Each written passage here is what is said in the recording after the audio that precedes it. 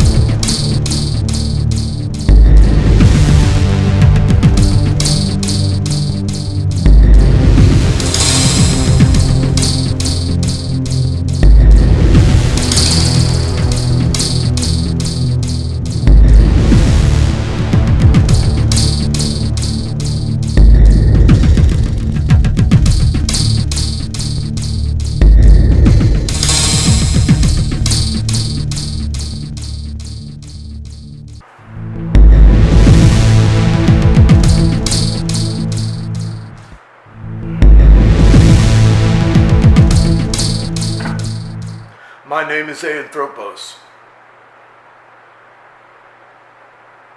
When the people of the world call out to a man such as myself to restore peace, secure our borders, and dispense justice, you'll know that things have gone horribly wrong.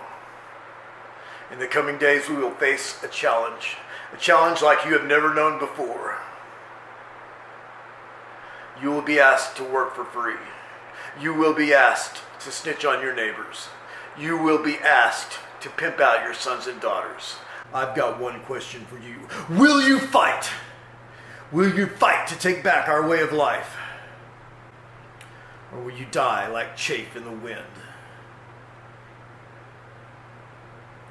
If you want to live, come with me. Otherwise, die like a maggot.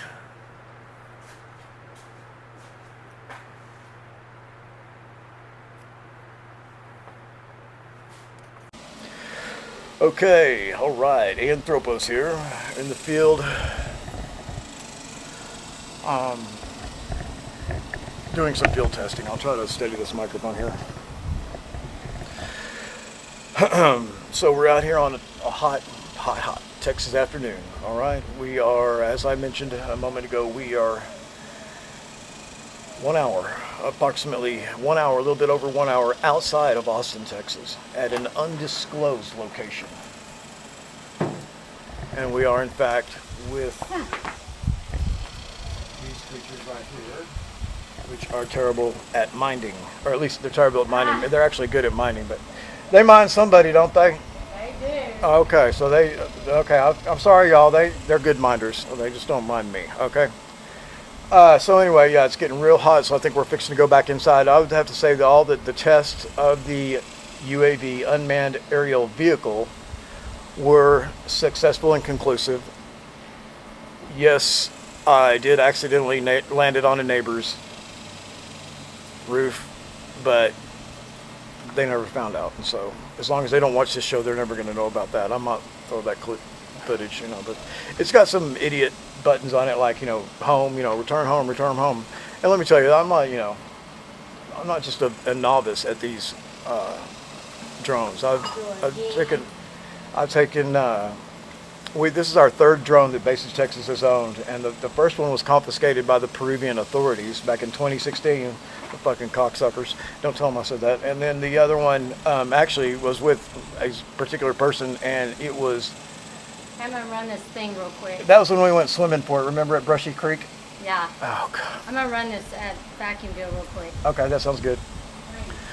All right, so yeah, I wrecked it into Brushy Creek, and pretty much a foregone conclusion. But somebody made me go back there, and we went basically swimming at midnight in Brushy Creek looking for the drone, which was probably a good idea because it was god awfully expensive. It was the least expensive of the three. But this is this drone we have now, this DJI Mavic 2, is definitely one of the world's top performing and aerial videography drones. And that's what we got it for, is the purpose of mostly, for the most part, looking at megalithic ruins, ancient ruins, going to Peru here in a month. Okay, I know we're several months behind on that. That's absolutely still happening. And COVID-19, right? So megalithic ruins, both here and abroad, and of course Ghost Light Road. And that's probably going to be mostly during the daytime. I'm really not trying to go head to head with the Ghost Lights at night, which is the only time they come out, just because of their tactical superiority. You know what I mean? It's one. I know I'll get shot down in flames, so we're not. I don't know. I'm not making promises. We may go up and lift it up to 100 or so feet, but that we'll engage with the Ghost Lights very quickly.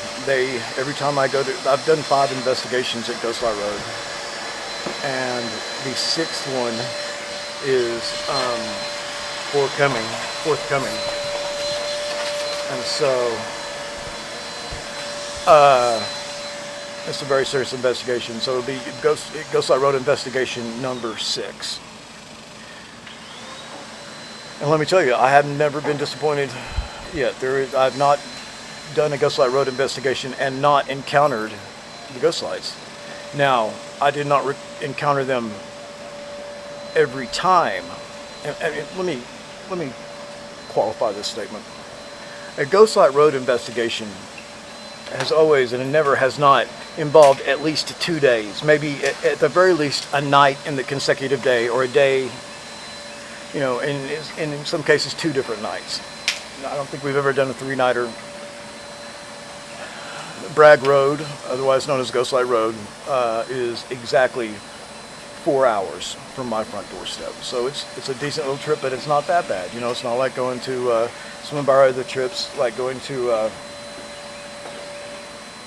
Idaho or Colorado, to see the ant people in Monument National Park, and to see the huge, natural caverns and sky viewing holes, or so we thought. We now have reason to believe that these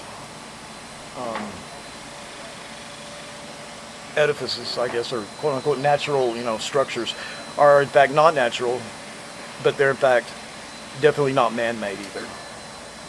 I'm not saying UFOs made them, but there's something going on. I'll save my opinions on that when I have more background information to give you, and also the footage and stills that I took from that trip. You don't too often hear about that trip with the ant people and all this stuff, and there was some of my psychics involved. You do hear about actually one thing that happened on that trip, which is actually a series of things, and I want to be very careful how I word this, because I want to tell the truth, and I want to be very fair to those who were involved, and especially those who were not involved.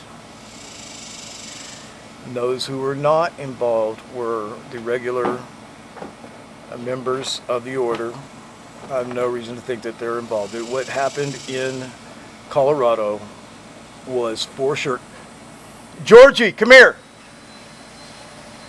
It was for sure an operation conducted by rogue members of the order. And I'm not going to mention the name of the order right here. I've mentioned it in other videos. And y'all should know which order I'm speaking of. It's an illustrious, august order, fraternal order of ceremonial magicians that I am a member of, and I'm not on the outs with. However, it has been over 3 years since I've been to the lodge. I want to be very transparent on this. And I was lured to Idaho, by way of Denver International Airport, where of course they have those grotesque, New World Order paintings, which I did a report on those, and I have personal photographs of those, and the wild stallion, statue with the red eyes, glowing red eyes outside that everyone claims is some big hoopty-doo, Georgia Guidestones type thing. New World Order, that supposedly there's an underground base there, with like 9 levels underground, all this stuff. I don't know. I didn't go there underground, so for me it's just speculation. But I can tell you that I did go into the Denver National Airport, and then we worked on getting the personal belongings of someone's father. And the person that I'm speaking of is the actual operative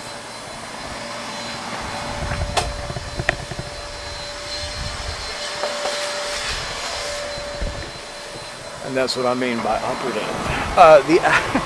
The actual operative, or there's more than one operative, but when I say honey trap in the classic sense, of the spy craft, honey trap, James Bond, right? It's the thing that lures the agent there, in this case me. And it was the lure of, I